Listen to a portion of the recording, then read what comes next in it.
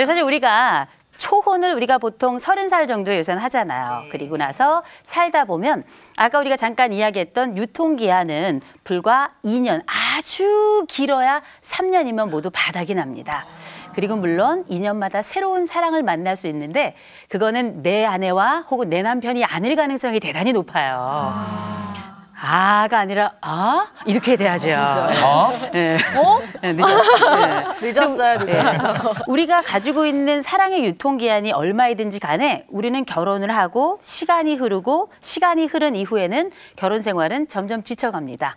어느 분이 우리가 이제 권태기 지나고 나면 잠복기다라고 우리 이전에 강의하셨던 우리 장로님께서 말씀하셨던 것 같은데 잠복기가 무엇이든지 간에 우리 중년 그리고 중년 이후의 삶이 결코 쉽지만은 않습니다. 그래서 오늘은 어떻게 하면 어차피 우리가 살아야 될 거 이혼하고 나도 그 이전 배우자가 더 낫다는 보고가 더 많다는 걸 보면 지금 배우자 구관이 명관이거든요. 그럼 있는 사람하고 한번 어떻게 잘 살아볼 것인가. 젊었을 때는 웬만하면 잘 살아요. 일단 몸이 건강하잖아요. 몸 건강하니까 마음이 안 맞아도 조금 좀 시간도 두고 또 마음이 안 맞으면 조금 떨어져 살다가 다시 살기도 하고 이런 방법을 쓰지만 이제 중년기가 되고 또 중년기가 지나고 나면은 그때부터는 누가 받아주질 않아. 갈 데도 없어요. 그래서 어머니들, 여러분들 여기 우리 방청객분들 굉장히 젊으신 분들도 많이 계신데 어머니가 나가시면 안 들어오시죠? 안 들어오시죠?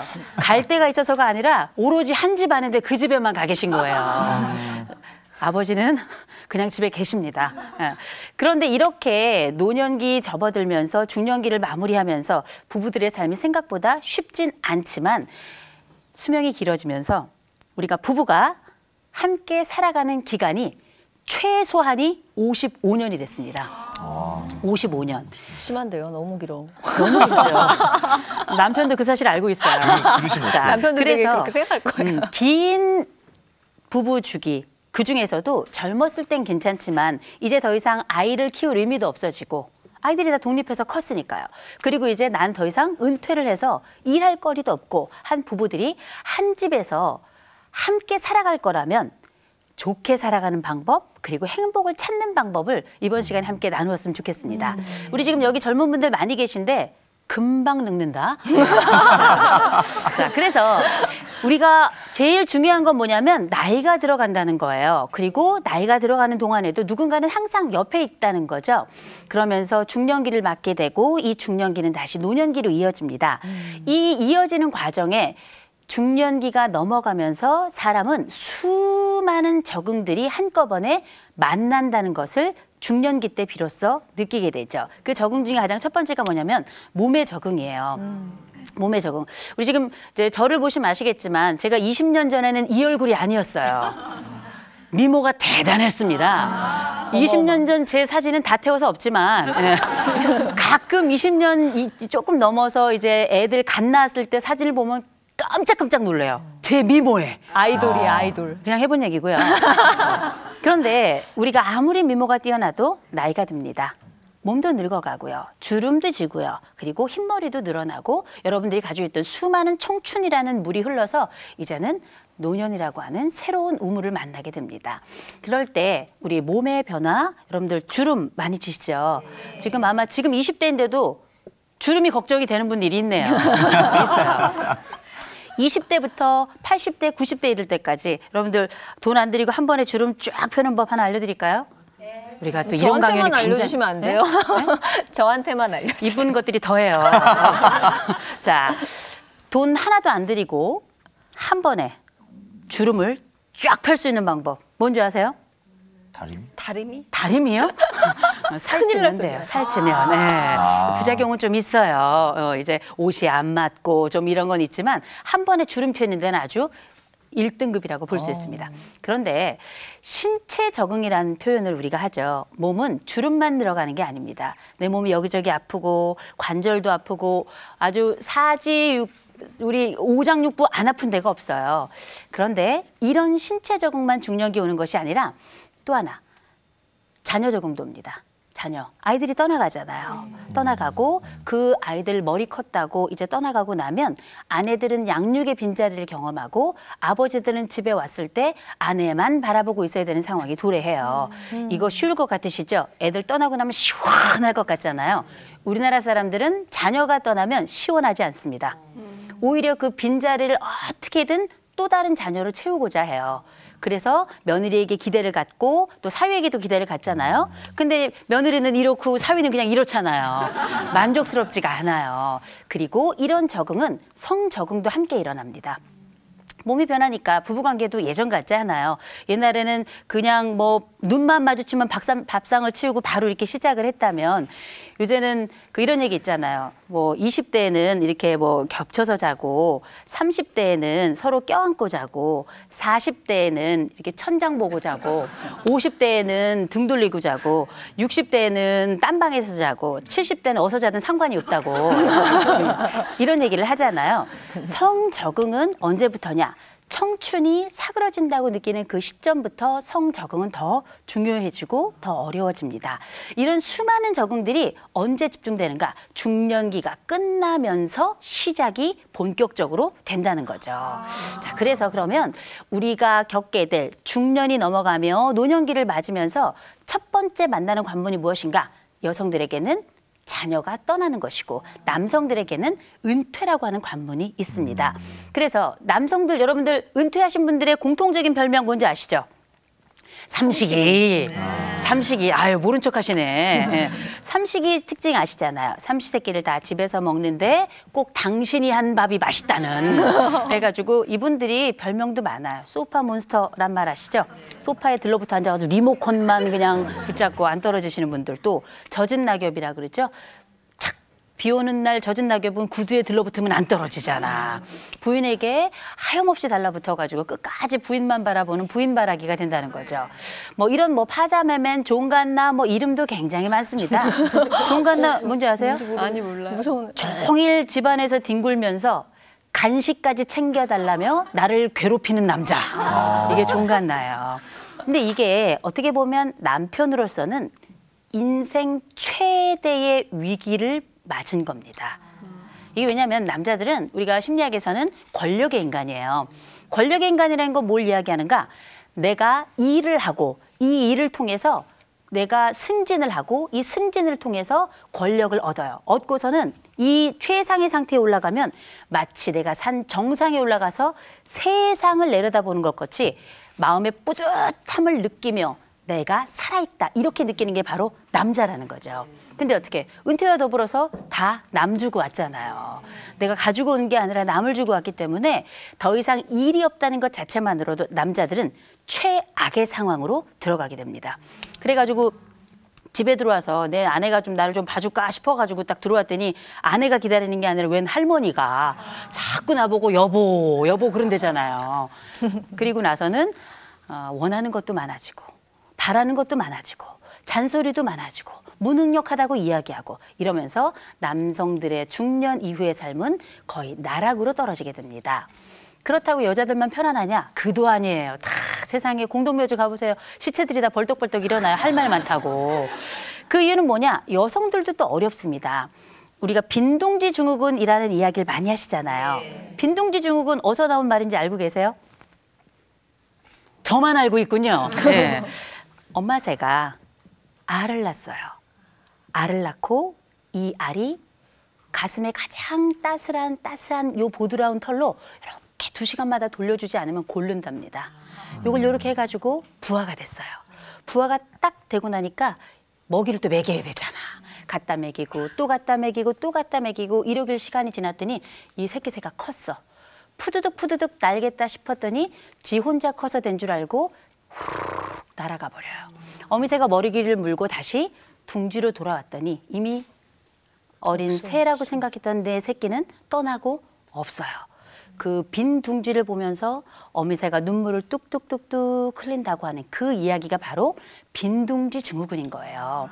그 결국 양육의 빈자리거든요. 아마 여기 계신 우리 젊은 분들 또 어느 정도 나이 계신 분들 우리 자녀들 너무 예쁘죠. 아주 그냥 눈에 넣어도 안 아프고 이게 내 새끼가 머리가 이만한데도 제일 예쁜 것 같아. 불면 날아갈까. 이렇게 요새 엄마들은 아이들을 키웠고 눈물로 밤을 지새며 간호했습니다. 그리고 가슴 가득히 남편이 채워주지 못하는 부분을 자녀에게 큰 기대를 가지고 있었죠. 그리고 그 아이들이 떠나갑니다. 떠나간 자리를 남편이 채워주길 기대했어요. 기대를 딱 하고 있었더니 남편이 은퇴를 하고 돌아왔어. 딱 돌아와서 남편이 돌아올 줄 알았더니 문을 열고 딱 들어왔는데 사장님이 들어오셔. 문을 딱 열고 들어왔더니 이사님이 들어오셔.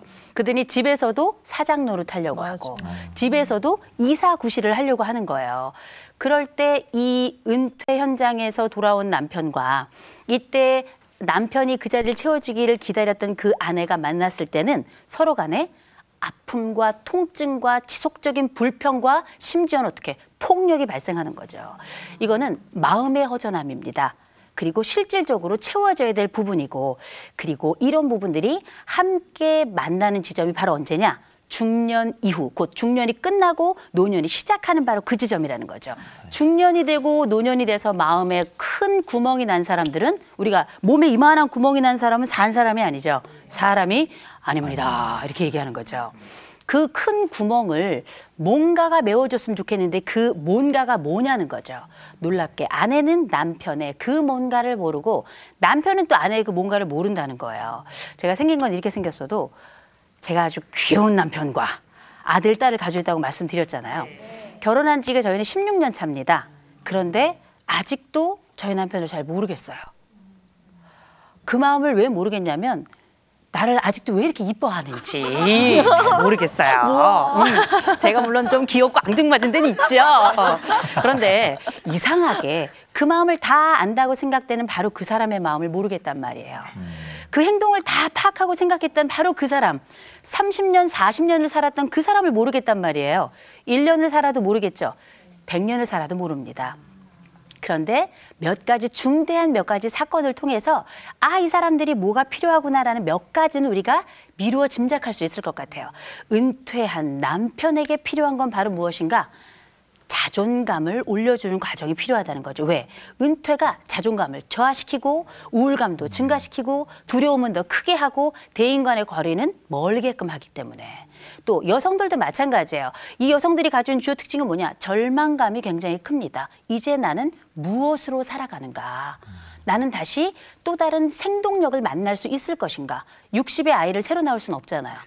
어렵죠. 그거는 아주 쉬운 일이 아니라 무척 어려운 일이에요. 또 한 가지, 우울감도 역할 상실이 일어나면서 함께 일어나겠죠. 거기다가 내가 가지고 있는 것들이 제대로 이행되지 않으면 신경질과 짜증도 증가하는 거예요. 몸의 변화도 함께 오니까. 이때 우리에게 필요한 게 무엇인가? 채워줄 과정이 필요하겠죠. 그게 바로 뭔가? 부부 적응이라고 하는 거예요. 부부 적응을 위해서 필요한 몇 가지만 제가 말씀드릴게요. 왜냐? 부부가 아닌 분들이 많아. 이미 결혼하신 분들도 계시지만 결혼 안 하신 분들도 지금 많이 계시거든요. 여러분 기억하세요. 결혼은 쉽지 않습니다. 결혼은 여러분들이 생각한 것보다 150만 배 어렵습니다. 그러나 몇 가지 원칙만 가지고 몇 가지 규칙을 지켜준다면 결혼은 1800만 배는 행복해질 거예요. 정말 그럴까요? 정말 그러합니다. 생각보다 할 만한 게 결혼이고 살 만한 게 세상이다. 이런 얘기 어르신들이 하시는데요. 거기에 몇 가지 비결이 있다는 거죠. 그게 바로 뭐냐? 첫 번째, 있는 거는 받아들이자는 거예요. 있는 거는. 단 없는 거는 만들어내지 말자. 생전에 사용하지 않던 이상한 짓은 할 수가 없는 거예요. 이를테면 대부분의 남자들은 머리의 말을 사용해요. 머리의 말, 논리라고 보통 이야기하죠. 대부분의 여성들은 마음, 가슴의 말을 사용합니다. 두 개의 언어가 다른 거예요. 그러니까 부부는 뭐 하고 있냐면 서로 외계어를 하고 있는 거예요. 제가 외국어라고 안 그랬어요. 외계어를 하고 있습니다. 그러니까 가슴의 말을 하는 사람은 머리의 말을 하는 사람의 말이 들리지도 않고 이해도 안 돼요. 거기다가 머리의 말을 하는 사람은 가슴이 말을 하는 사람이 어떻게 짜증내고 계속 투정을 부리는 것 같단 말이에요. 서로가 사용하는 용어, 말이 다르기 때문에 이 말을 새로운 방식으로 하긴 어렵습니다. 있는 것 중에 가져와야 돼요. 남편들이 제일 못하는 말 뭔지 아시죠? 사랑해. 그가 얼마나 효과적인 말인지 알고 있어요. 알고 있지만 그 말을 쓰지는 못합니다. 아내들이 잘 못하는 말 중에 하나 뭔지 아시죠? 고마워. 고마워 여보 이런 말 잘 못하거든요. 왜? 내가 이게 쓰면 좋은 말이라는 걸 알지만 써보질 않았기 때문에. 그런데 이런 얘기는 할 수 있어요.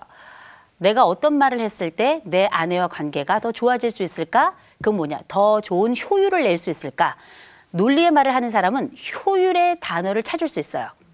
가슴의 말을 하는 사람은 내가 이 말을 했을 때 상대방의 마음이 어떨까? 감정의 단어를 쓸 수 있는 그 순간이 온단 말이에요. 그게 뭐냐?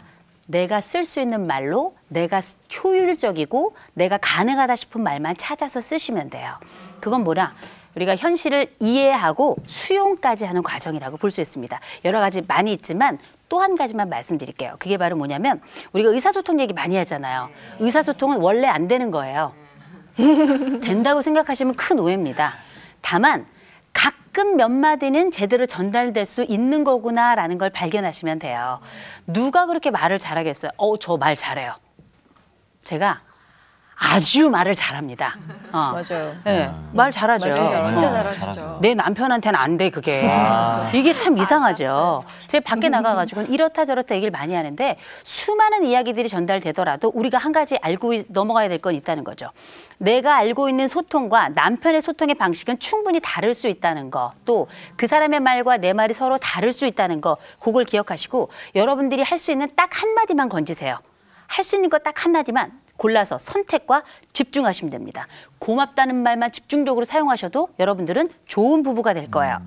또 당신 사랑해라는 말만 집중해서 사용하더라도 여러분들은 좋은 부부가 될 수 있을 겁니다. 소통은 딱 한마디부터 시작하는 거라는 거 기억하시면 좋겠어요.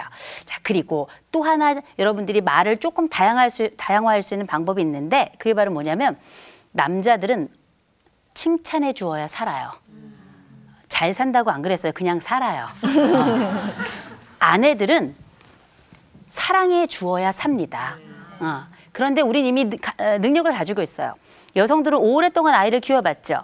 양육의 노하우를 가지고 있는 사람들입니다. 남편들에게 쓰셨으면 좋겠어요.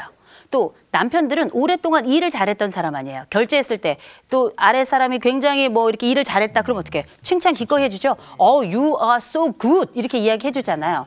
국어로는 잘했네 이런 뜻인데요. 이 말을 기꺼이 아내에게 전달할 수 있다는 거죠. 이미 다 가지고 있어요. 선택하시고 집중하시되 의사소통도 그러했으면 좋겠다는 겁니다. 이런 관심들이 없어진다면 무슨 일이 생기는가? 부부싸움이라는 게 일어나고요. 부부싸움이 일어나고 나면 다음날 남편의 밥상은 뻔해요. 밥그릇 하나에 이만한 총각 김치 하나 올라오는 거죠. 그렇죠? 우리가 알고 있는 수많은 사건들은 그 결과를 보면 앞으로 우리 미래가 어떻게 될지 금방 알 수 있습니다.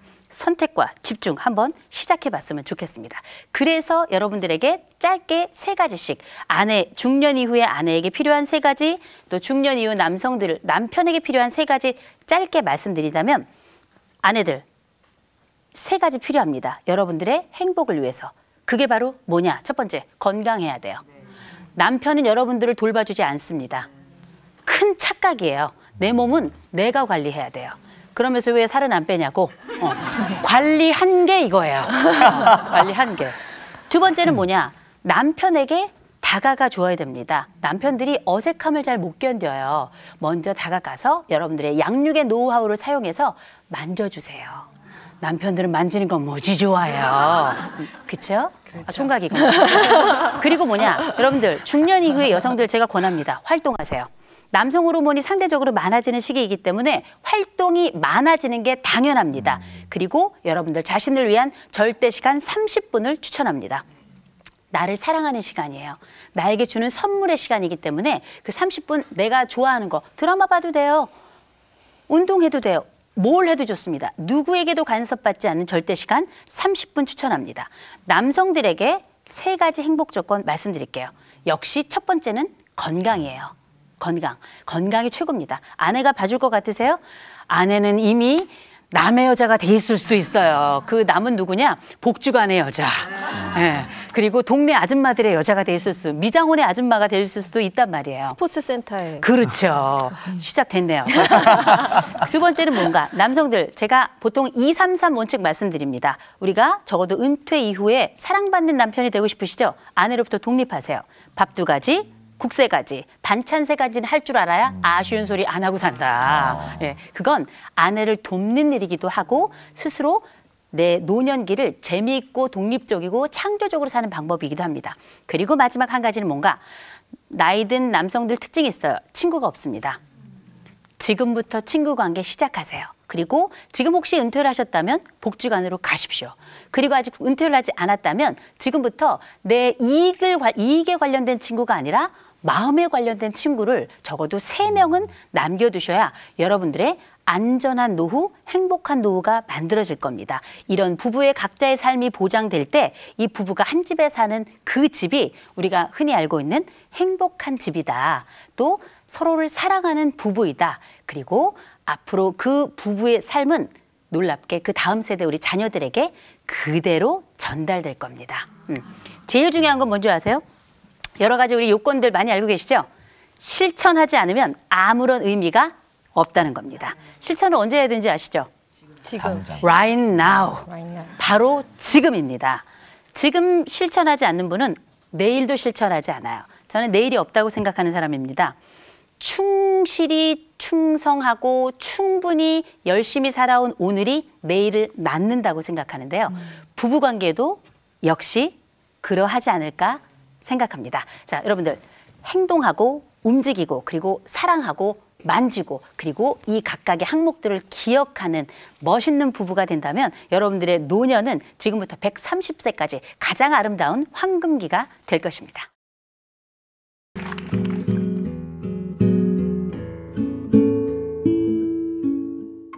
4가지 종류의 자식이 있습니다.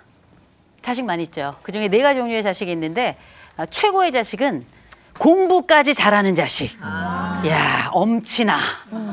저희 집에도 엄친아가 한 명 있습니다. 엄마 친아들. 오로지 핏줄로만 승부하는 아들이 하나 있고요. 그런 이렇게 공부까지 잘하고 효도까지 하는 이런 아들이 있는 반면에 2번째 자식이 있습니다. 2번째 자식은 공부는 좀 못하지만 그래도 엄마 말은 잘 듣는 자식. 이런 자식이라도 있으면 이 집은 풍년이에요. 3번째 자식이 있습니다. 공부도 못해. 지 엄마 말도 안 들어. 그래도 어떻게 지 몸 하나는 건강한 새끼. 뒤에 그 말씀은 욕은 아니신 거죠, 그냥. 자식이죠. 베이비. 네네. 그걸 욕으로 들으면 그건 듣는 분이 이상한 거예요. 네네. 마음이 좀 삐뚤어져요. 네, 최악의 자식이 있습니다. 최악의 자식은 지혜비 닮은 놈이라고. 그런 얘기 하는데 참 남편하고 잘 지내는 것도 정말 어렵지만 또 아내하고 잘 지내는 것도 정말 어렵지만 자식하고 잘 지내는 것도 너무너무 어려운 일이에요. 왜냐하면 남편하고는 어떻게든 말이 돼요. 같은 시대를 살아왔을 가능성이 매우 높기 때문에 같은 추억을 가지고 있을 가능성이 매우 높기 때문에 요새 애들은 쓰는 장비부터 달라요. 엄마들 아직 스마트폰 충분히 숙지 못한 분들도 많이 계신데 얘네들은 스마트폰이 또 하나가 아니야.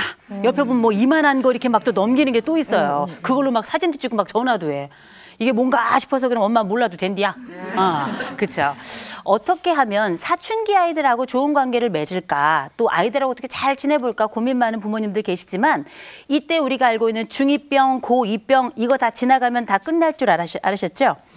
큰 오산입니다. 이제 여러분들은 본격적으로 20살이 넘은 아이들을 만나면서 어쩌면 인생 최대의 고비를 만날 수도 있다라는 거죠. 그게 왜 그러냐면 우리 김선혁 씨 같은 경우도 지금 사춘기가 없었다 이렇게 말씀하셨잖아요. 네. 그러면서 이제 나중에는 길고 긴 방황의 시기가 있었다 이런 말씀하셨지만 요새 학원을 주로 전전하는 많은 청소년들은 사춘기를 별로 겪지 않습니다. 거의 대부분은 학교, 집, 학원, 학교, 집, 학원, 주일날 교회. 뭐 이런 정도. 절에 다니시는 분들은 절, 뭐 이런 식으로 가는데 거의 대부분 이 일상에 몰려다니느라고 사춘기를 거의 안 겪어요. 공부하느라 바빠가지고. 그렇죠. 공부를 제대로 하면서 그럼 몰라. 그렇게 공부를 오래 하는데 성적은 안 나와. 이상한 일이에요. 그런데 놀랍게 대학을 딱 가죠. 그때부터 아이들의 사춘기는 더 본격적으로 시작됩니다. 맞아요. 저는 그랬던 것 같아요. 네. 진짜 대학 오히려 가보면. 가가지고는 그때 공부라는 맥도 놔요. 그리고 갑자기 이성관계도 자유로워지죠. 술과 담배에도 자유로워집니다. 그러면서 무작위로 막 받아들이게 되는 거죠. 그리고 나서는 본격적인 고민에 빠져드는 때도 바로 이때예요. 오히려 사춘기에 찾아야 될 그 정체성을 고민하는 시기가 요새 우리나라 아이들에게는 20세가 넘어서라는 거죠. 그렇게 힘들게 함께 살아온 중고등학교 시절이 지나고 나면 괜찮을 줄 알았던 우리 아이들과 이제 새로운 고비에 들어가야 될 텐데 어떻게 하면 이 고비를, 이 통증을 잘 넘겨볼까? 그러기 위해서 우리 중년 또 중년 이후를 사는 분들의 부모 역할은 무엇인지 오늘 그걸 한번 살펴보려고 합니다. 자, 괜찮겠죠? 네. 제가 늘 드린 말씀이 있습니다. 괜찮겠죠? 아님 말고. 왜 그러냐면 받아들이시는 분이 그걸 내 거로 받아들이면 이건 내 거가 되지만 아니면 그냥 말고가 되는 거거든요. 좋은 정보가 여러분들 일상에 영향을 미쳤으면 좋겠습니다. 왜냐? 우리의 일상은 긴 통로에서 보자면 늘 우리의 진로이기 때문이에요. 자, 우리가 알고 있는 수많은 이야기들 중에 부모 신화라는 이야기는 이미 많이 알고 있습니다. 사실이 아닌데 부모는 이래야 된다고 생각하는 거죠. 특별히 그 이야기가 중년기나 노년기에 있는 분들한테는 더 가슴에 맺히도록 꽂히도록 평생을 가지고 온 머릿속에 틀에 완전히 잡혀있는 생각들이 있어요. 그 가장 첫 번째가 뭐냐? 부모는 늘 자녀에게 주어야 된다는 겁니다. 그렇죠. 부모는 원래 주는 존재야. 내리사랑. 그렇죠. 받아요, 부모는. 네, 부모는 맨날 줘야 줘야 된다고 생각하잖아요. 그리고 이제 그게 18살 지나고 나면 끝날 줄 알았어. 그런데 얘네들이 어떻게 18살 지나서 19살, 20살 넘어서 30, 40이 돼도 계속 줘야 돼요. 여러분들 캥거루족이라고 들어보셨죠? 이 캥거루족 또 연호족 이런 말 쓰는데 이거는 정말 좋은 표현이에요. 부모 입장에서는 얘네들은 내 연금에 빨대를 꽂는 빨대족이라고요. 또 얘네들은 내 전 재산에다가 이렇게 등을 치는 등초족이라고요. 근데 이런 친구들이 많아지고 있습니다. 그럼에도 불구하고 부모는 계속 뭘 하냐? 얘네들은 줘야 돼. 얘네들은 돌봐야 돼. 돌보기에는 여러분들 아들이 여러분들보다 더 커. 여러분들은 160, 아들은 180. 그렇죠? 여러분들의 남성분들 아빠의 키는 170, 딸의 키는 171. 이런 경우거든요. 아이들이 컸습니다. 성장했음에도 부모들은 놀랍게 아이들이 떠나지 않는다고 생각하시죠? 부모들이 붙잡고 있는 거예요. 그러면서 뭐라 그러냐? 나는 너희들에게 사랑을 준다라고 이야기합니다. 그럼 왜냐? 원래 부모는 그렇게 줘야 된다고 생각을 하는 거예요. 근데 여러분들 주머니 있는 거 다 꺼내보세요. 줄 것도 없어. 줄 것도 없어요. 그럼에도 불구하고 우리는 머릿속에 줘야 돼. 부모 원래 주는 거야. 이렇게 생각하시죠. 20살이 넘은 자녀를 두고 있는 분들 아이들을 심리적으로 독립시키고 싶으세요? 그렇다면 이분들이시죠? 네. 만약 그렇다면 여러분들 자녀에게 주는 것을 멈추시기 바랍니다. 또 우리가 사로잡혀 있는 두 번째 부모 신화가 있어요. 그게 바로 뭐냐? 자녀가 잘 되는 게 곧 나의 성공이다. 이렇게 생각을 해요. 자녀가 잘 되면 그냥 걔들만 성공한 거예요. 그게 우리에게 어떤 영향을 미칠 거라고 생각하세요? 저희 부부가 항상 공동의 목표로 가지고 있는 게 있습니다. 우리 아이들을 어떻게 키우는 게 좋을 것인가? 항상 주제는 하나예요. 나중에 우리 아이들이 우리 연금에 빨대를 꽂지 않게 하자. 그게 저희 부부들이 가지고 있는 큰 다짐입니다. 왜냐? 먹고 살기 굉장히 힘든 시대에 자녀들이 성공을 하고 자녀들이 성공을 하면 마치 내가 서울대 자녀를 둔 엄마들은 본인이 서울대래잖아. 카이스트를 둔 자녀들은 본인이 카이스트야. 하버드 가면 온 집안이 하버드야. 맞아요. 그러나 알고 계십니까? 모든 것을 자녀에게 투자하는 우리들은 바보입니다. 모든 것을 자녀들에게 투자해서 그들이 성공하면 그 성공이 내 거라고 생각하면 잠시는 기쁠 수 있어요. 그러나 그 이후 텅 빈 내 뒷모습을 한번 보셨으면 좋겠어요. 자녀들의 성공은 자녀들의 성공입니다. 그리고 부모는 자녀들의 성공을 기대할 게 아니라 여러분들 자신의 성공을 통해서 아이들에게 모범이 되는 그런 기회를 갖는 게 맞다는 거죠. 세 번째 부모 신화도 있습니다. 그게 바로 뭐냐? 부모가 된다는 건 늘 보람 있다고 생각하는 거예요. 과연 그럴까요? 이제 요새 모 PD님이 먹거리를 가지고 이렇게 하시더라고요. 과연 그럴까요? 네. 제가 한번 해보도록 하겠습니다. 네. 제가 직접 찾아가 보겠습니다. 그렇습니다. 바로 그거죠. 알고 계십니까? 제게도 아들이 하나 있습니다. 아들이 하나 있고 제 아들이 저희 딸과 함께 있을 때 제 남편이 이런 얘기를 하더라고요. 딸아, 아이나, 너는 딱 아빠보다 괜찮은 남자를 만나라. 아빠보다 괜찮은 남자를 만나라. 모든 아빠가 그렇게 이야기하죠. 본인을 아는 거야. 그죠? 그리고 슬프네요, 네. 조금. 네. 그리고 저희 아들에게는 저희 애 아빠가 이런 얘기를 하더라고요. 자인아, 너는 딱 엄마 같은 여자를 만나라. 그랬더니 저희 아들이 성공인데. 인상을 확 쓰더니 나이 많고 뚱뚱한 여자요. 이렇게 대답을 하더라고요. 이 녀석이 부모의 역할은 보람되지 않습니다. 예. 이렇게 때로는 비수를 맞을 때도 있다는 거죠. 때로는 우리가 하는 모든 역할이 참되고 옳다고 생각하십니까? 그게 늘 보람된다고 생각하십니까? 아이들은 그렇게 생각하지 않을 수 있고, 아이들은 우리가 생각하는 보상을 제공하지 않을 수 있다는 거죠. 부모들은 착각에서 벗어나야 됩니다. 그러면 부모는 어떤 사람이냐? 우리 부모들이 해야 될 가장 첫 번째 원리가 있습니다. 그게 뭔지 아십니까? 정신을 차려야 돼요. 본인이 완벽하다고 생각을 해요. 여러분들 거울을 한번 보세요. 또 옆에 계신 분들 얼굴 한번 보세요. 완벽한 사람 있나요? 없어요. 여기는 완벽한데요? 네. 완벽해요. 간혹 있어요. 간혹. 기억하십시오. 부모는 완벽한 사람이 아니라 그냥 사람이에요. 결함이 있습니다. 부족한 점이 있어요. 근데 부모들이 뭘 하냐? 이걸 감추려고 한다는 거죠. 나는 완벽한 사람이다라는 걸 아이들에게 자꾸 보여주려고 해요. 그러지 마세요. 완벽한 여러분들이 실수할 때마다 아이들은 용서하지 않습니다. 여러분들이 그냥 내가 가지고 있는 결함을 드러내셔야 돼요. 그래야 아이들도 여러분을 사람으로 생각한다는 거죠. 완벽한 건 사람이 아니지요. 네. 다 완벽하지 않기 때문에 우리의 부족을 또 하나님 앞에 내어놓기도 하고, 우리의 부족을 상담사에게 내려놓기도 하고, 우리의 부족을 배우자에게 내놓기도 하는데, 유독 자식들 앞에서는 나는 철저하고 완벽한 부모가 되려고 한다고요. 여러분들이 인간적인 부모의 모습을 보여야 아이들도 가슴을 열고 여러분들에게 다가옵니다. 엄마도 도움이 필요하구나. 아버지도 우는구나. 그죠? 아버지 머릿속에는 오로지 소녀시대밖에 없잖아요. 드러내야 돼요. 어머니 생각 속에는 오로지 김선영 씨 탤런트. 얘기를 안 하려고 해요. 네. 근데 중요한 건 뭐냐면, 우리가 가지고 있는 이런 인간적인 모습이 아이들에게 누가 되고 아이들의 어떤 발달을 방해한다고 생각하세요? 아니에요. 이거야말로 이 아이들이 이 부모를 사람으로 생각하고 파트너로 생각하고 친구로 생각할 수 있는 마음의 여지를 준다는 거죠. 어디 그뿐인가요? 부모님들 기억하십시오. 우리 인정해야 될 거 있어요. 애들에게 사랑받고 싶잖아요.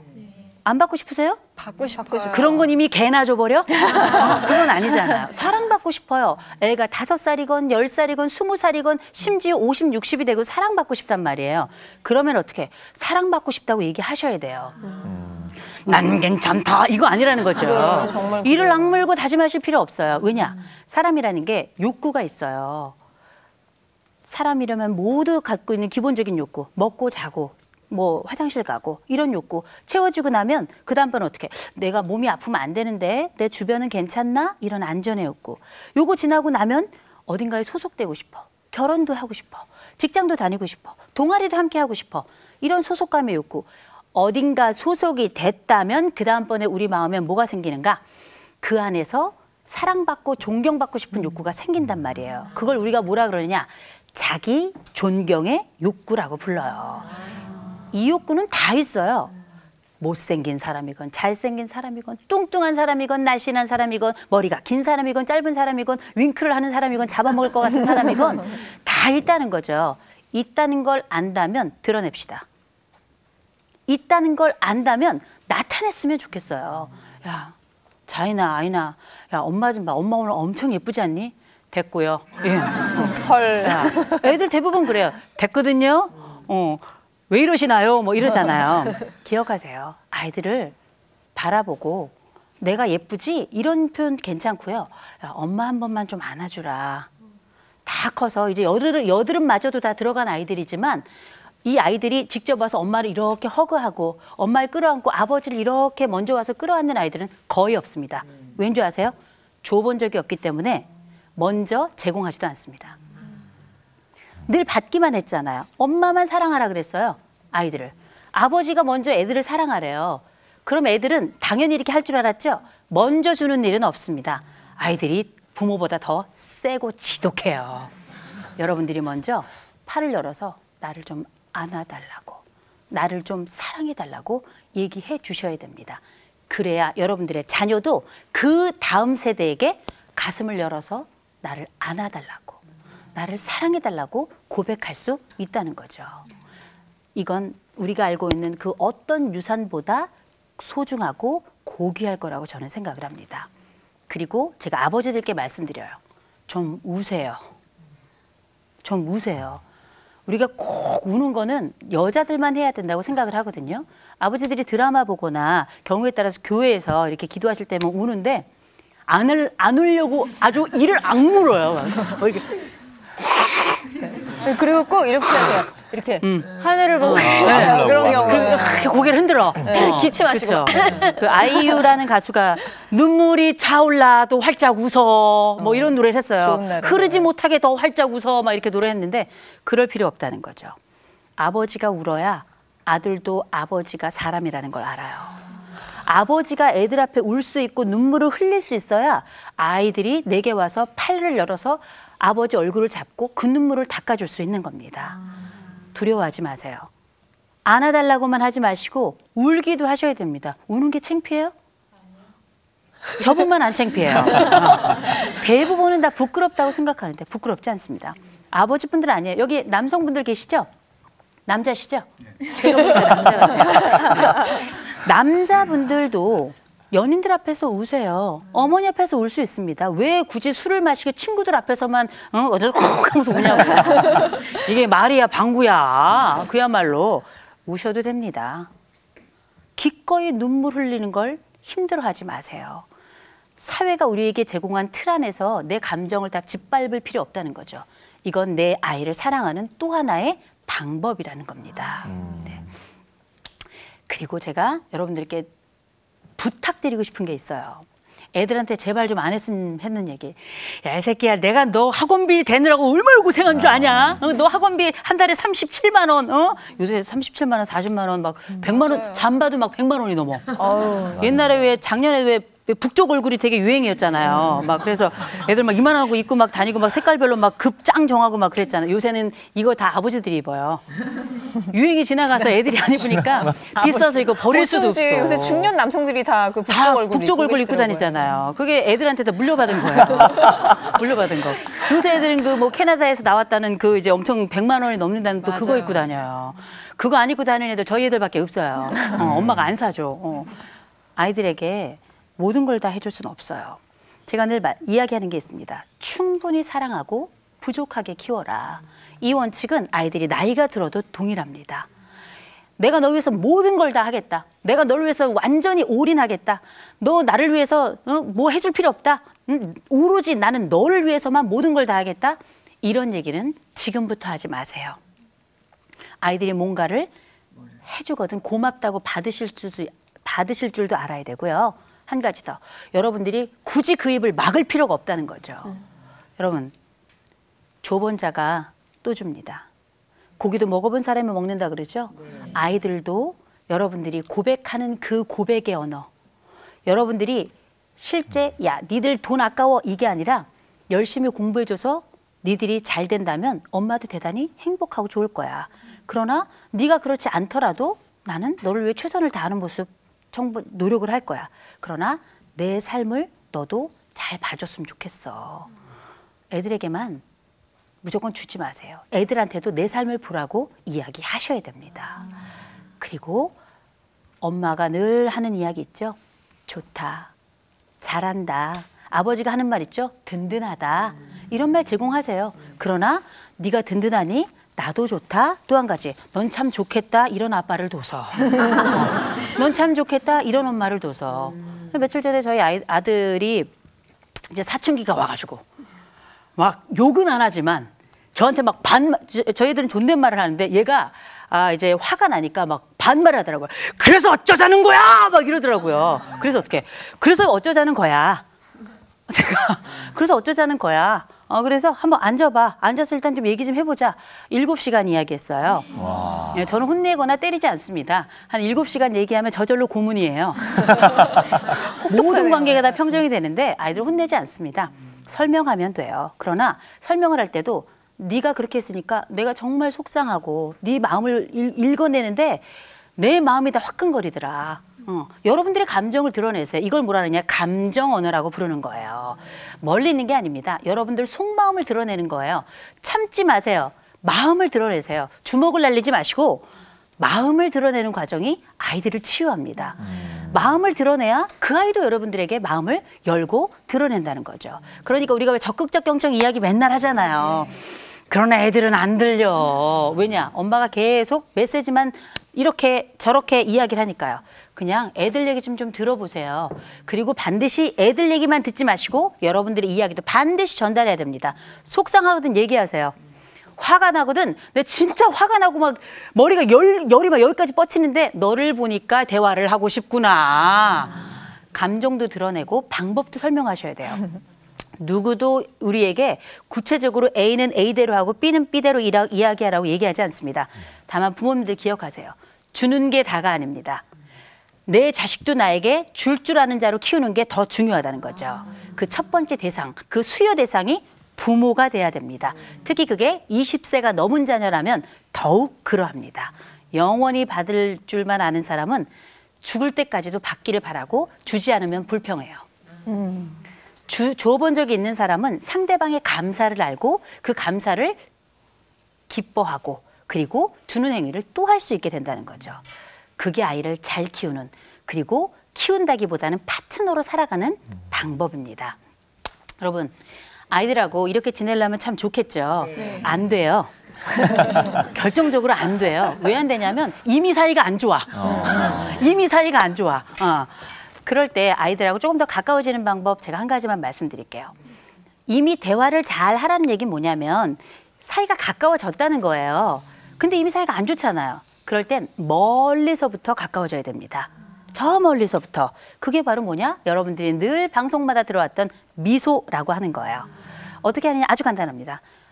애가 오거든 아무 이유 없이 그냥 하고 웃으세요. 그래서 애가 그럴 거야. 왜 안 하던 일을 하지? 예, 그러실 거예요. 또 눈이 마주칠 때마다 하고 웃어주세요.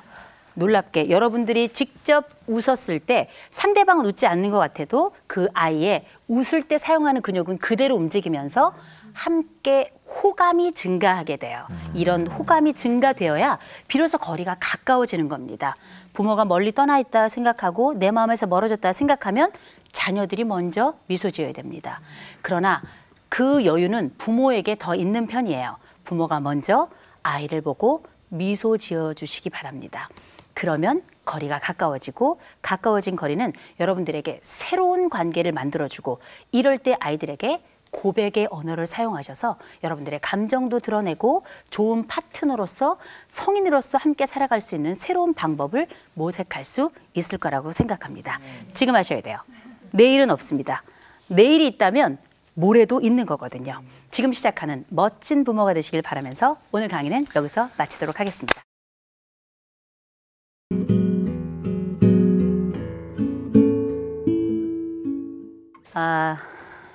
저는 방송을 몇 군데서 하고 있는데 저희 딸이 어제 저한테 좋은 말로는 조언이고요. 나쁜 말로는 지적질을 하더라고요. 그게 뭐냐면 제가 뉴스를 이렇게 대담을 하는데 이렇게 뭐 박근혜 정부 관련된 대담을 이렇게 하고 있는데 제가 이렇게 말을 딱 끝나고 나면 눈을 이렇게 올린 다음에 그 앵커를 이렇게 쳐다본대요. 전들 알았겠어요? 전혀 모르죠. 우리 이런 것들을 습관이라고 합니다. 습관인데 때로는 우리가 좋은 습관을 가지고 있는 분들도 있고 좋지 않은 습관을 가지고 있는 분들도 있는데 여러분들은 이미 여러분들의 습관을 대부분 알고 계세요. 그리고 그 습관이 안 좋다는 것도 알고 계세요. 중요한 건 못 버린다는 거죠. 그런데 알고 있는 습관이 좋다 나쁘다를 떠나서 이미 가지고 있는 습관 그냥 가지고 계세요. 저는 가지고 있는 안 좋은 습관 고치는 거 쉽지 않다고 생각합니다. 다만 거기에 좋은 습관 한두 개를 덧붙이는 건 괜찮은 것 같아요. 그래서 어떻게 해서 우리의 일상이 조금 더 풍요로워질까? 제 관심사는 늘 일상입니다. 일상이 일생으로 가는 거잖아요. 네, 좀 말이 좀 시원찮죠? 네. 그런데 이런 게 맞습니다. 충분한 일상이 내일도 만들어내는 거기 때문에 어떻게 하면 우리가 가지고 있는 나쁜 습관도 있지만 여기에 또 다른 좋은 습관 한두 개를 더 붙여가지고 우리의 삶을 오늘보다 더 나은 내일로 만들 것인지 오늘 주제는 한번 여기에 집중을 해보도록 하죠. 자, 중년 이후에 사실 우리가 우울에 관한 이야기 굉장히 많이 합니다. 요새는 중년뿐만 아니라 젊은 사람들도 다 우울해요. 지금 이렇게 좌우에 계신 분들 얼굴 보세요. 초주금이죠. 그러나 우리가 이 상태를 우울이라고 하진 않아요. 피곤이나 혹은 지침 이렇게 이야기할 수도 있겠지만 사실 우리가 느끼는 것보다 훨씬 더 많은 사람들이 또 심지어는 나까지도 대부분 우울이라는 걸 한두 번씩은 살면서 경험을 하게 됩니다. 그러니까 인생의 감기다 이렇게 이야기를 하잖아요.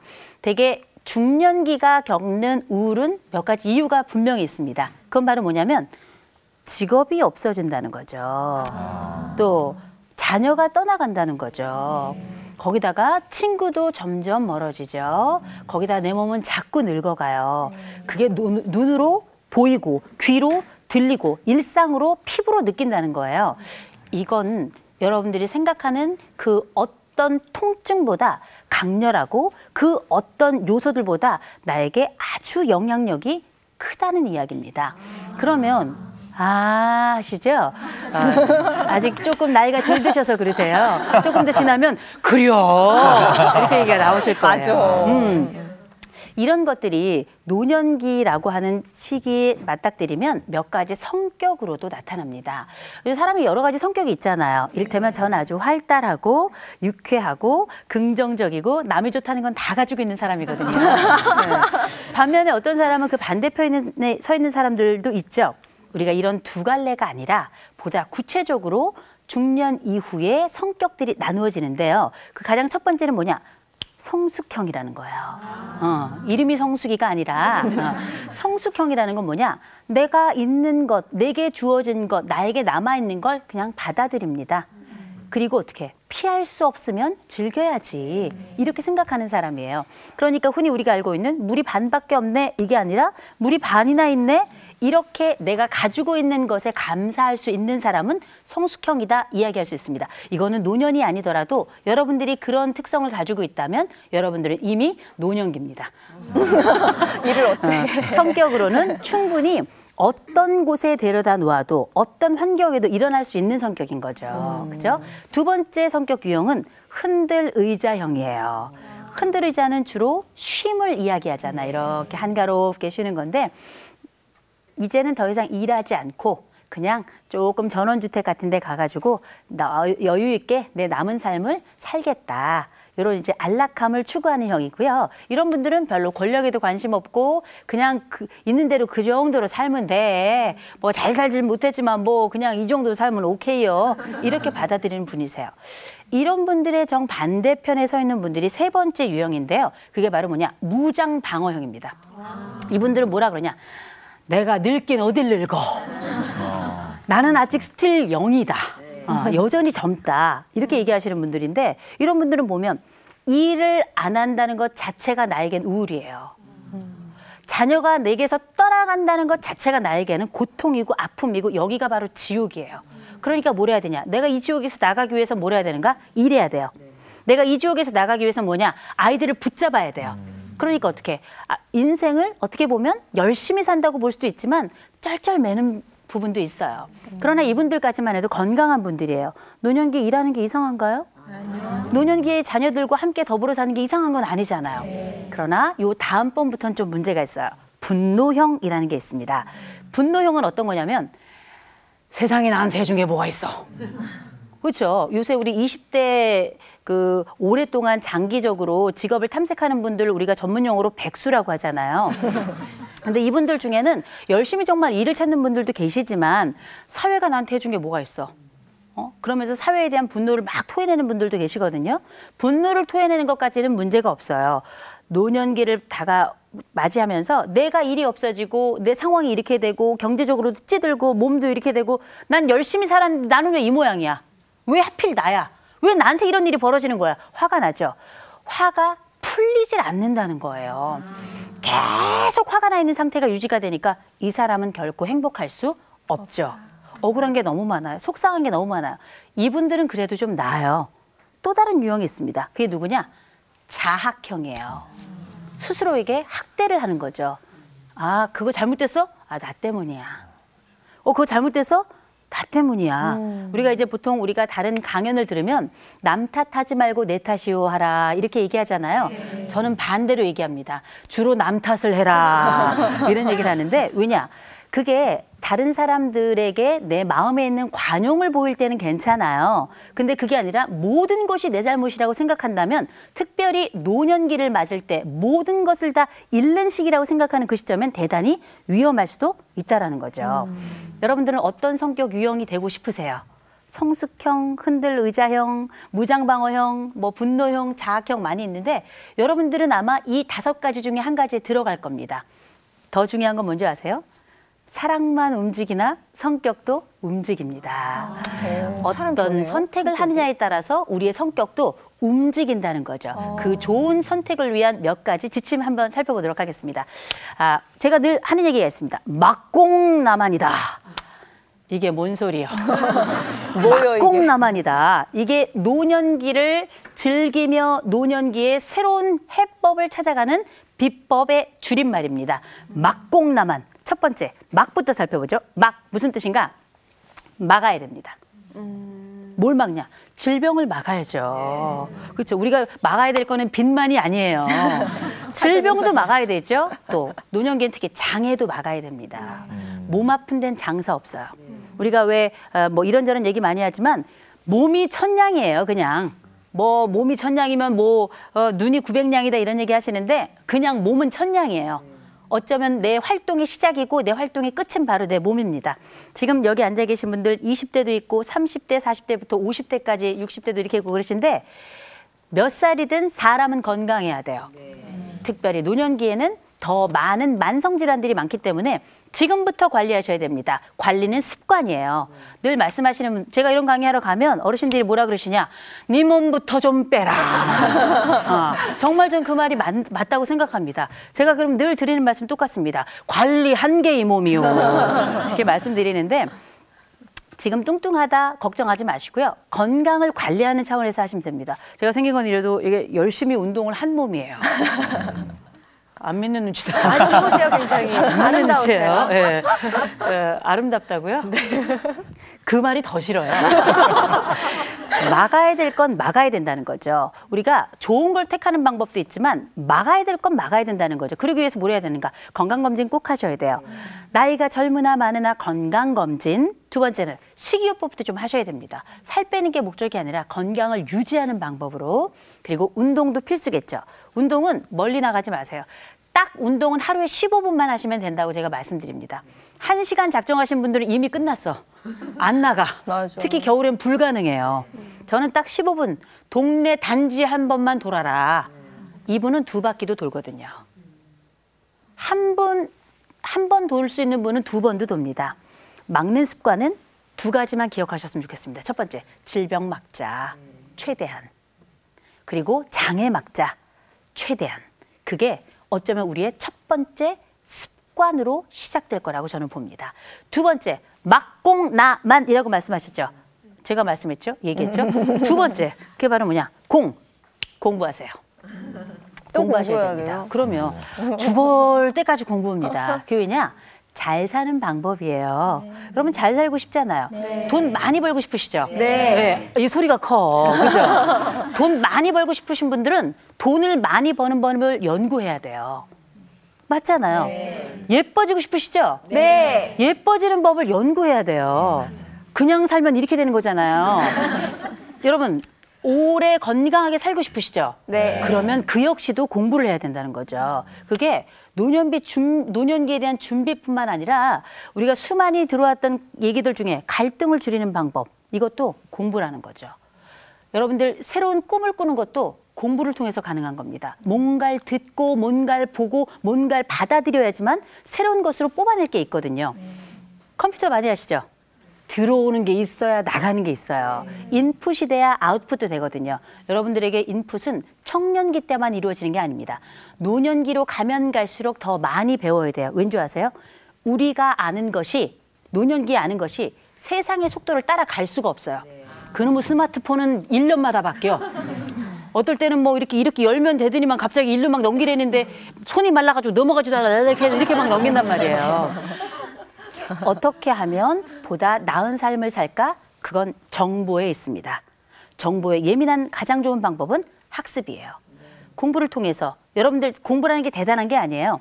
이런 강연 많이 들으시고요. 듣고 난 다음에 넘기지 마시고요. 기록도 하세요. 왜냐? 노년기가 되면 뭘 쓰긴 썼는데 어디다 쓴지를 몰라. 고개를 들면 잊어버리거든요. 메모 습관이 여러분들의 최고 학습 도구라고 저는 생각을 합니다. 그리고 실천도 거기에 따라야 되겠죠. 공부 중요합니다. 그 공부를 어떻게 할지는 세 번째 과정을 통해서 우리가 알게 될 것 같아요. 막공나만이었죠. 막고 공부하고 나는 뭐냐? 나가세요. 옛날에 그 김병조 씨라고 굉장히 오래된 그 배추머리. 예, 배추머리이셨던 그 코미디언이 계셨는데 그분이 어떤 얘기를 했냐? 아주 유명한 그 유행어가 있어요. 지구를 떠나거라 뭐 이런 게 있었어요. 이게 얼마 만에 듣는 거야? 한 20년 된 것 같아요. 저는 지구를 떠나지 마시고 집에서는 나가거라 이렇게 얘기합니다. 나가셔야 돼요. 나갈 수 있는 사람 어떤 사람이냐? 건강한 사람만 나갈 수 있어요. 누워 계신 분들은 나갈 수 없습니다. 그러나 누워 계신 분들이라도 몸이 조금 불편하신 분들이라도 일단 나가야 돼요. 나가야 우울증이라는 게 예방이 되는 겁니다. 여러분들 엔돌핀 아시죠? 네. 엔돌핀은 이렇게 5분만 걸어도 나와요. 우리가 맨날 막 와 좋다, 아우 행복하다 이래야만 나오는 게 아니라 5분만 걸어도 나오고요. 입끝을 올려서 이렇게 웃기만 해도 엔돌핀은 나온다는 거죠. 이 엔돌핀이 어느 정도 효과냐? 여러분들 수술하면 그 맹장 수술이고 뭐 수술하면은 진통제 맞잖아요. 몰핀.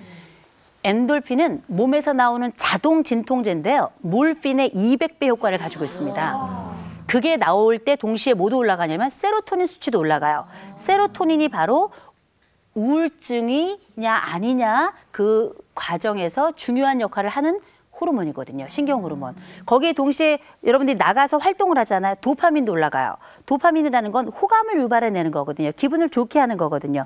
도파민 올라가, 세로토닌 올라가, 엔돌핀까지 올라가. 이런 분이 우울증의 늪에 갇혀 있을 리는 없다는 거죠. 일단 나가야 돼요. 우울증이 힘든 이유는 뭐냐? 나가는 것 자체가 싫어요. 에너지 자체가 바닥으로 떨어졌단 말이에요. 기어서라도 나가세요. 기어서라도.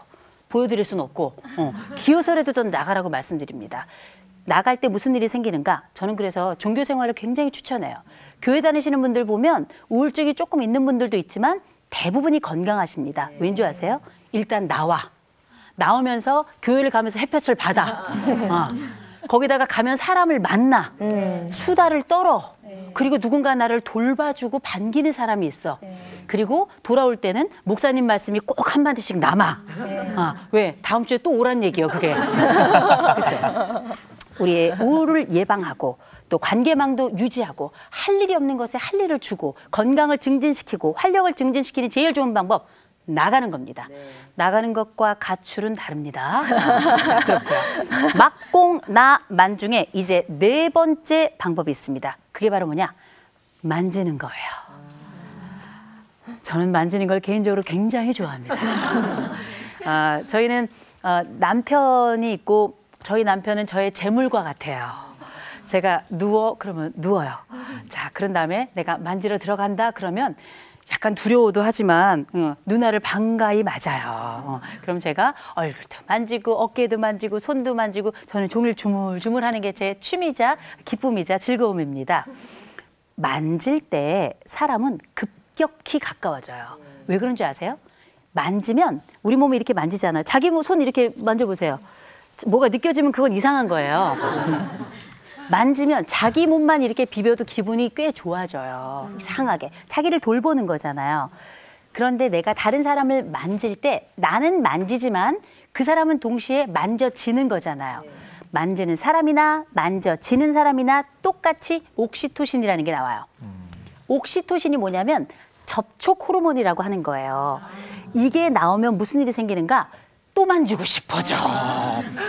자꾸 저를 변태스럽게 보시는데 그게 아니라 사람의 관계에 가장 쉬운 옥시토신 분비법 악수예요. 악수. 우리가 보통 이렇게 악수를 하잖아요. 적어도 이제 제가 이렇게 악수를 하잖아요. 우리 선생님하고도 이렇게 악수를 하면 다른 분들은 다 저를 잊어도 이분만은 저를 못 잊어요. 왜냐? 우린 만졌거든. 우린 만지는 관계거든. 그러니까 선거 운동할 때 악수 어떻게든 손이 아플 정도로 악수하는 굉장히 이유가 중요해요. 있구나. 손이 막 이렇게 퉁퉁 부을 정도로 악수를 하잖아요. 그래도 그걸 만지러 가는 이유가 있어요. 한 번 만진 사람은 그 사람을 잊을 수 없게 하기 때문이에요. 여러분, 이 방법을 언제 써야 되는가? 젊을 때는 이쁘고 탱탱하니까 누구도 만지고 싶어요. 물론 아닌 경우도 있어요. 그러나 거의 대부분 그렇거든요. 나이가 들면 놀랍게 누구도 나를 만지지 않습니다. 누구도 나를 기쁘게 만지려고 다가오지 않는다는 거죠. 그럼 어떻게 해야 되나? 남이 안 오면 내가 가야지요. 만나거든 악수하세요. 만나거든 어깨를 톡톡 쳐주세요. 만나거든 그냥 얘기하지 마시고 한 번쯤은 이렇게 어루만지면서 그러나 부위를 잘 결정하셔야죠. 이게 뭔가 민감해요, 놀랍게 우리가 안 만지는 넘버원이 누군지 아십니까? 가족이에요. 다른 사람은 그래도 공개적으로 악수라도 하잖아요. 아들, 딸은 만질 일도 없어. 심지어 나이 들어 부부가 되잖아요. 제가 늘 말씀드리잖아요. 70대가 넘으면 배우자가 어디서 자든 상관이 없어요. 그럼 어떤 일이 벌어지는가? 눈으로는 보지만 만질 일은 없어요. 이상한 일이에요. 같이 사는데 안 만져. 전 얘기합니다. 만지세요. 더 심하게는 주무르세요. 어떻게? 쫙쫙 주무르라고 말씀드립니다. 그게 여러분들의 가족을 새롭게 만들고 여러분들의 친구 관계를 만들고 옥시토신을 더 분비하게 하고 무엇보다 여러분들에게 관계의 자신감을 제공할 겁니다. 왜? 내가 함께 만나자고 하고 만나서 만진 그 사람은 나를 잊을 수 없기 때문에 호감이 증가하기 때문에 아무도 없는 그 정막강산 같은 노년기가 아니라 풍성하고 오히려 중년기보다 더 많은 관계를 끌어낼 수 있는 방법은 만지는 방법이라는 거죠. 맞고 공부하고 나가고 만지는 자는 복이 있을지어다. 아멘. 이게 우리 삶을 바꿀 수 있는 전 원천이라고 생각합니다. 지금 노년기만 그렇다고 생각하세요? 지금 여기에 앉아있는 20대부터 그 이상의 삶을 살아오신 모든 분들에게 이 과정은 여러분들의 일상을 뒤집어 놓을 거예요. 일상이 바뀌어야 일생이 바뀌는 겁니다.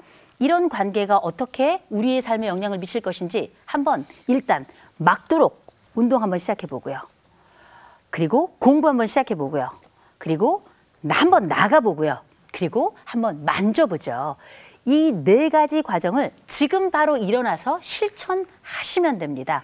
그리고 실천하신 분들은 내일의 삶이 오늘하고 다른 또 다른 명품이 될 겁니다. 여러분들 명품 좋아하시죠? 네. 전 무지 좋아해요. 중요한 건 없다는 거야. 없다는 거야. 남들 다 있는 명품 저는 없어요. 그러나 명품의 백이 중요한 게 아니라 명품 인생이 더 중요하지 않을까요? 네. 그중에서도 골든 실버라는 말이 있습니다. 그야말로 명품 중에 명품인 실버라면 이 세상 앞으로 130년의 삶을 산다고 하는데 그야말로 세상 최고의 삶을 사는 게 아닌가 그렇게 생각을 한번 해보게 됩니다. 세네카라는 분이 있습니다. 세네카가 이런 이야기를 합니다. 우리는 눈 깜짝할 사이에 내 앞에 세월이 지나간다. 어린 시절이 지나고 그리고 청년기를 맞았어. 이 청년기 그리고 이 청년기가 지나고 나면 바로 다음 시기인 중년기가 와. 이 중년기가 지나고 나면 그야말로 황금기라고 부르는 노년이 와. 기대해 볼 만하지 않겠어? 세네카가 이렇게 이야기를 합니다. 중요한 건 우리가 세네카가 누군지를 모른다는 거죠. 그러네요. 굉장히 유명하신 고대 그 문학가인데요. 우리가 알고 있는 수많은 진리들도 있고 수많은 정보들이 있습니다. 그 정보들은 어쩌면 지금을 위한 것일 수도 있겠지만 미래를 위한 것이고 그 미래를 위한 것이라면 어쩌면 우리 삶에 있어서는 노년기를 위한 최고의 준비 과정이 지금부터 시작돼야 되지 않을까요? 그러기 위해서 네 가지만 기억하시면 좋겠습니다. 공, 나, 만. 이 네 가지 기억하시면서 오늘 하루도 한번 시작해 보도록 하죠. 자, 오늘 강의 여기서 마치도록 하겠습니다. 대표님 감사합니다.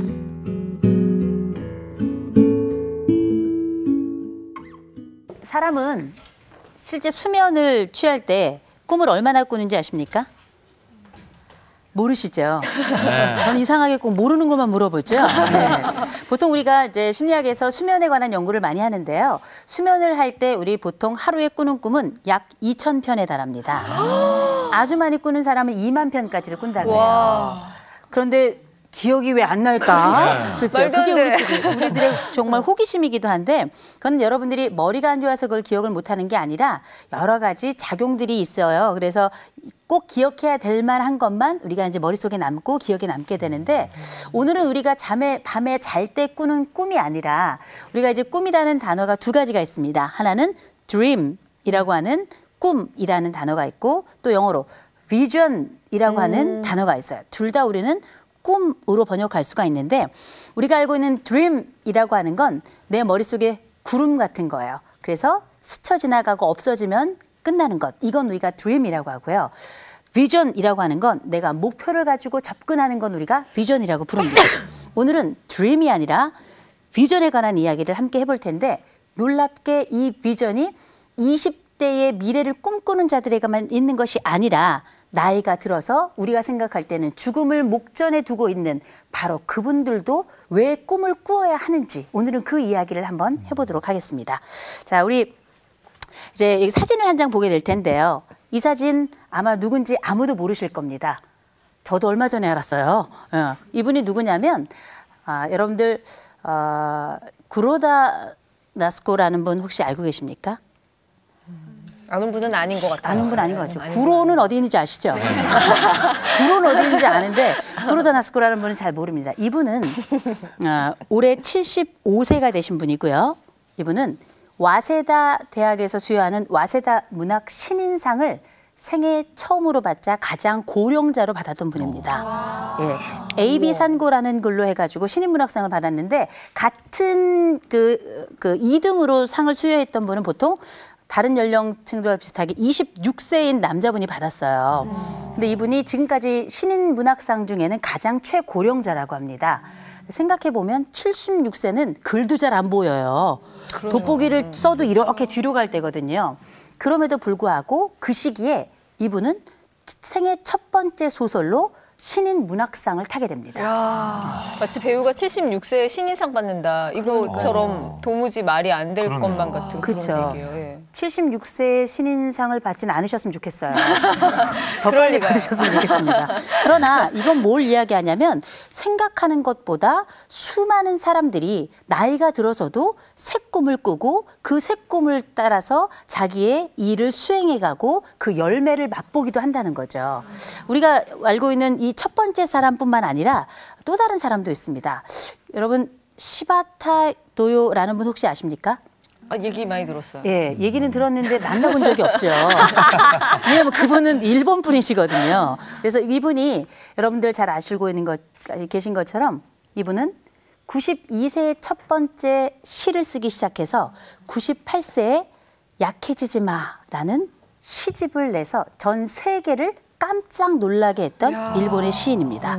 요새 왜 어르신들이 뭐 농담 삼아 왜 남성들이 매 맞는 이유 중에 90대에 매 맞는 이유가 아침에 눈을 떠서 매를 맞는다 이런 얘기를 하는데 이 시바타 도요라는 분이 어떤 역할을 했는가? 92세 모두가 다 산내 아니면 뭐 이렇게 돌아가셨을 거다 혹은 누워 계실 거다 생각한 바로 그 연령에 첫 번째 시를 쓰기 시작했습니다. 깜짝 놀랄 일이죠. 우리가 상상했던 노년기는 늘 아프고 가난하고 고통스럽고 외롭고 할 일이 없고 이렇다고 생각을 했는데 이 시바타 도요라는 사람 그리고 우리가 아까 봤던 그 구로다라는 사람을 보면 나이가 든다는 것은 삶을 살면서 하던 일을 멈추는 때가 아니라 어쩌면 새 일을 시작할 때이기도 하구나라는 생각이 듭니다. 지금 잠깐 눈을 감고 주무시지 마시고요. 눈을 감고 여러분들의 30년 뒤의 모습을 한번 떠올려 보세요. 나는 어떤 옷을 입고 있는가? 나는 누구와 이야기를 하고 있는가? 나는 사람들이 나를 뭐라고 부르고 있는가? 그리고 나는 내 손에는 무엇이 들려 있는가? 한번 상상해 보세요. 이제 눈을 한번 떠보십시오. 머릿속에 금방 장면이 떠오르신 분들도 있고 떠오르지 않는 분들도 계실 겁니다. 장면이 떠오르신 분들이라면 그분들은 그렇게 될 거예요. 장면이 떠오르지 않은 분이라면 지금부터 장면을 만들어 가야 될 겁니다. 여러분들이 30년 뒤가 50대인가요? 60대? 40대? 70대? 80대? 지금 이제 30년 뒤가 40대라고 하셨는데 이 정도로 하면 이제 치매라고 봐야 되겠죠. 정신 차려. 우리의 미래는 50세, 60세, 70세, 80세, 90세, 앞으로 지금의 20대는 130살까지 살게 됩니다. 그러면 우리는 100세, 110세, 120세, 130세까지도 무엇을 할지를 생각해야 된다는 거죠. 그때까지 하염없이 여러분들이 다 함께 탑골공원에서 만날 것인가? 저는 그렇게 생각하지 않습니다. 무언가를 하고 계실 거예요. 그 무엇이 무엇인가를 우리는 단 한 번도 생각해 본 적이 없다는 거죠. 우리가 지금까지 봤던 이 두 사람은 내가 무엇을 할 것인가를 생각만 할 게 아니라 직접 몸으로 움직여서 그 열매를 그 나이대에 맛본 분들이라는 겁니다. 여러분들은 지금부터 열매를 꿈꾸는 것부터 시작을 해야 될 거예요. 그리고 제가 한 분을 더 소개할까 합니다. 일본뿐만 두 분을 소개하니까 한일 관계가 안 좋은 우리나라에서는 이게 좀 그렇지 않느냐, 마음이. 그래서 우리가 모두 다 좋아하는 황금 좋아하시죠? 네. 그 이름을 앞자에 들고 계신 황금찬 시인을 제가 소개를 할까 합니다. 이 시인은 유명한 시인은 아니에요. 유명한 시인은 아니지만 이분은 올해 90세가 되시고 36번째 시집을 이번 1월에 내셨습니다. 와. 네. 90세가 되면 펜을 잡을 수 있을까? 이런 생각이 드는 나이잖아요. 네. 그런데 이분이 누구랑 함께 활동하셨냐면 피천득 시인이랑 함께 혹시 그분은 알고 계세요? 알죠. 예, 알고 계시죠? 우리 인연이라는 수필로 굉장히 유명하신 분인데 피천득 시인하고 함께 활동을 하신 분인데 피천득 시인이 이 황금찬 시인에게 이렇게 물었답니다. 당신 왜 이렇게 많이 써? 왜 이렇게 많이 쓰는 거야? 그랬더니 이분이 뭐라고 대답했냐? 나 죽지 않으려고 써요. 이분에게는 시가 내 삶을 연장하는 도구이고 시가 내가 살아야 하는 이유인 거예요. 그 이유는 90세에도 유효하더라는 거죠. 이건 놀라운 일입니다. 여러분들이 90세에 살아야 할 이유를 한 가지씩 머릿속에 생각해 보세요. 어르신들이 90세에 살아야 된다는 이유를 얘기해봐라 그러면 다 미쳤어. 그냥 빨리빨리 죽어주는 게 너무 좋은 거야. 이렇게 말씀하시는데 세상이 달라졌습니다. 100세 시대예요. 이제 130시대를 삽니다. 무릎도 고장나면 고쳐요. 심장도 가짜이지만 어떻게 작동할 수 있도록 새 심장을 달아냅니다. 눈도 바꿔요. 조금 있으면 아마 뇌도 바꿔줄 것 같아요. 세상이 너무너무 달라지고 있죠. 여러분들의 미래가 어찌 될지 아무도 모르죠. 준비하는 자는 미래가 어찌 될지 알고 있습니다. 여러분들이 지금 꿈꾸고 계시죠. 꿈꾸고 계시다면 그 꿈 그대로 될 거예요. 우린 이걸 심리학에서 피그말리온 효과라고 부릅니다. 생각한 대로 된다. 뾰로롱. 그렇죠? 이런 미래를 꿈꾸는 또 하나의 시인이 바로 황금찬 시인인 겁니다. 이분은 글을 쓰면 이제 37번째 시집, 38번째 시집을 낼 거예요. 그때 나이는 92세가 되고 95세가 되고 100세가 되고 105세, 120세, 130세까지 가게 될 겁니다. 누구도 황금찬 시인의 글을 막을 수는 없을 거예요. 왜냐하면 그분은 꿈꾸고 계시기 때문입니다. 그리고 제가 여러분들이 잘 알고 있는 한 분을 소개해 드릴까 합니다. 여러분들 이제 동네에 가시면 햄버거 집들이 있죠. 햄버거 집들 중에 웬 할아버지가 서 계시는 곳이 있어요. 그렇죠? 치킨집, 치킨집. 그렇죠. 치킨으로 되게 유명하잖아요. 그래서 KF 이렇게 하는 거 있잖아요. 그 치킨집의 할아버지는 가짜로 서 있는 이렇게 좀 밤에 보면 좀 무섭기도 하더라고요. 허연 분이 서 있으니까. 그런데 이분은 실제 생존 인물입니다. 네, 이분은 커넬 샌더스라고 하는 분이에요. 커넬 샌더스라는 분인데 흔히 샌더스 대령이다. 커넬이 대령이라는 뜻이기 때문에 샌더스 대령이다 이렇게 불렸던 분인데 이분이 어떤 분이냐. 어린 시절 굉장히 불우했습니다.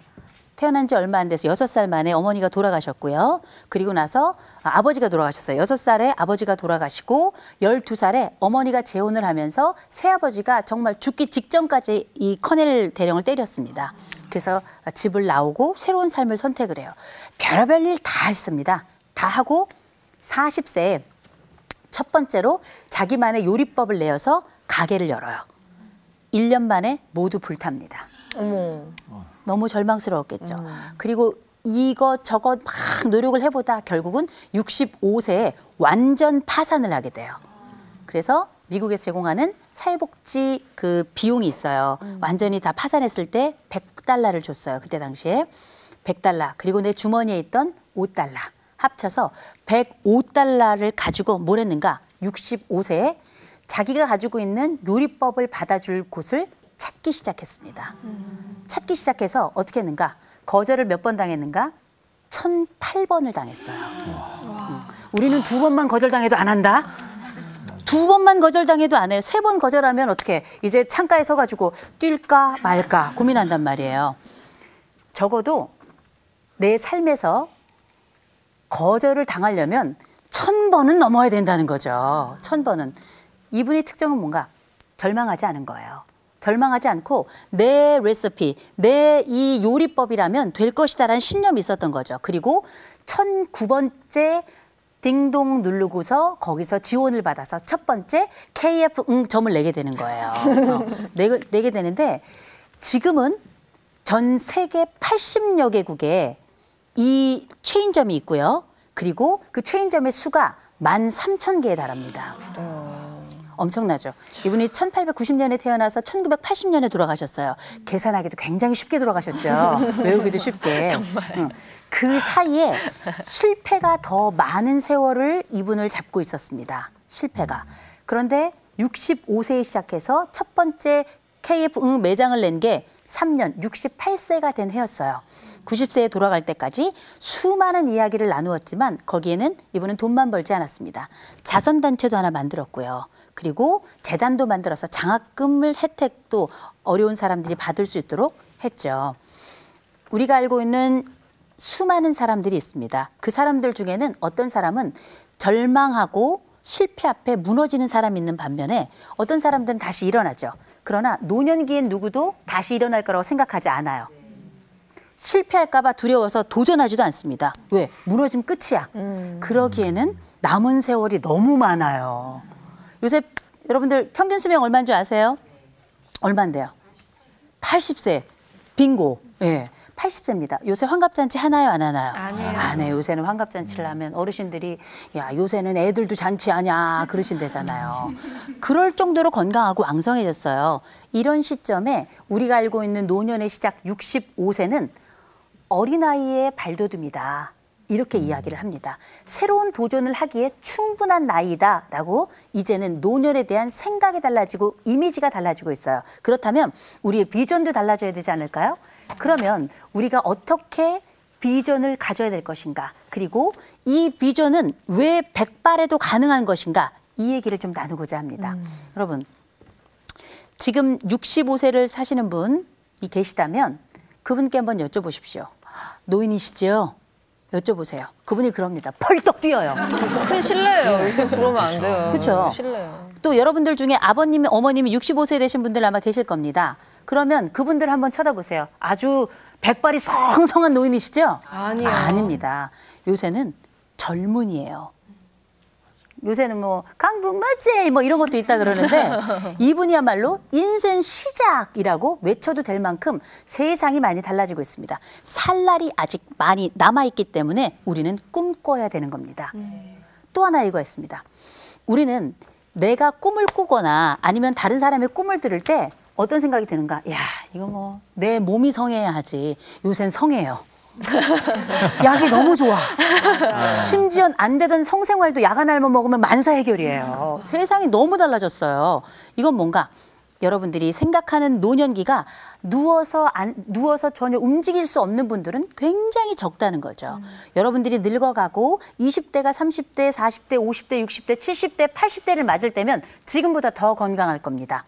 저는 제가 맨날 농담 삼아 하는 얘기가 있습니다. 몇 살까지 사실 겁니까? 저는 130까지 산다 그래요. 그러면 그때까지 팔다리가 성하네. 인조인간이 되면 되지. 응? 우리가 맨날 로봇 뭐 태권브 이런 것만 볼 게 아니라 내가 로봇 태권브이가 되면 되지. 아이언맨. 아이언맨 좋습니다. 무릎도 새로 갈 거고요. 팔목도 갈 거고 쇄골도 좀 갈고 뺄 수 있다면 살도 좀 빼면 좋겠죠. 그러나 이런 거에 가능한 이유는 뭐냐? 의학의 발전이에요. 의학이 지속적으로 앞으로 발전하게 된다면 우린 더 오래 살게 될 겁니다. 더 오래 살게 될 거라면 우린 더 많은 꿈을 꾸는 게 맞다는 거죠.